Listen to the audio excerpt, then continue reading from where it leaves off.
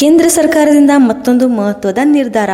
ವಿಶೇಷವಾಗಿ ಬೇಸಿಗೆ ಕಾಲದಲ್ಲಿ ಜನರು ಎದುರಿಸುವ ತೊಂದರೆಗಳನ್ನು ಗಮನದಲ್ಲಿಟ್ಟುಕೊಂಡು ಏಪ್ರಿಲ್ ತಿಂಗಳಲ್ಲಿ ಪಡಿತರ ಚೀಟಿದಾರರಿಗೆ ವಿಶೇಷ ಸೌಲಭ್ಯವನ್ನು ಘೋಷಿಸಿದ್ದಾರೆ. ಈ ಹೊಸ ವ್ಯವಸ್ಥೆಯ ಪ್ರಕಾರ ಅರ್ಹ ಫಲಾನುಭವಿಗಳು ಏಪ್ರಿಲ್ ತಿಂಗಳಿನಲ್ಲೇ ಮುಂದಿನ 3 ತಿಂಗಳ ರೇಷನ್ ಅನ್ನು ಒಟ್ಟಿಗೆ ಪಡೆಯಬಹುದಾಗಿದೆ. ಇದು ಜನರಿಗೆ ಸಮಯ ಮತ್ತು ಶ್ರಮ ಉಳಿಸುವುದರ ಜೊತೆಗೆ ಆಹಾರ ಸಂಗ್ರಹಣೆಗೆ ಸಹಾಯ ಕೂಡ ಆಗುತ್ತದೆ. ಈ ಯೋಜನೆಯಡಿ ಫಲಾನುಭವಿಗಳು ಅಕ್ಕಿ, ಗೋಧಿ, ಸಿರಿಧಾನ್ಯಗಳನ್ನು ಪಡೆಯಬಹುದು.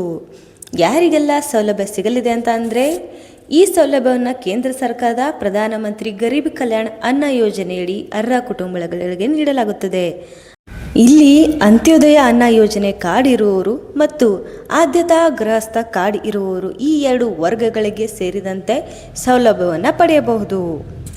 ಫಲವನ್ನು ಪಡೆಯಬೇಕಾದರೆ ರೇಷನ್ ಪಡೆಯುವಾಗ ನಿಮ್ಮ ಹೆಬ್ಬೆರಳಿನ ಗುರುತು ಸರಿಯಾಗಿ ಮ್ಯಾಚ್ ಆಗುವುದು ಕಡ್ಡಾಯವಾಗಿದೆ.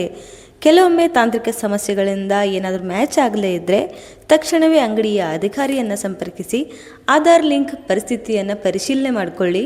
ಮೊಬೈಲ್ OTP ಆಧಾರಿತ ದೃಢೀಕರಣದ ಬಗ್ಗೆ ಕೂಡ ವಿಚಾರಿಸಿಕೊಳ್ಳಿ.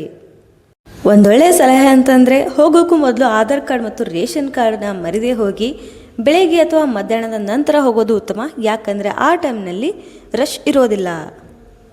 ಇನ್ನೊಂದು ವಿಶೇಷ ಮಾಹಿತಿಯೊಂದಿಗೆ ಮತ್ತೊಂದು ವಿಡಿಯೋದಲ್ಲಿ ಸಿಗ್ತೀನಿ. ನಮ್ಮ ಆಲ್ ಅಪ್ಡೇಟ್ಸ್ ಕನ್ನಡ ಚಾನಲ್ ಸಂಪರ್ಕದಲ್ಲಿರಿ. ನಮಸ್ತೆ.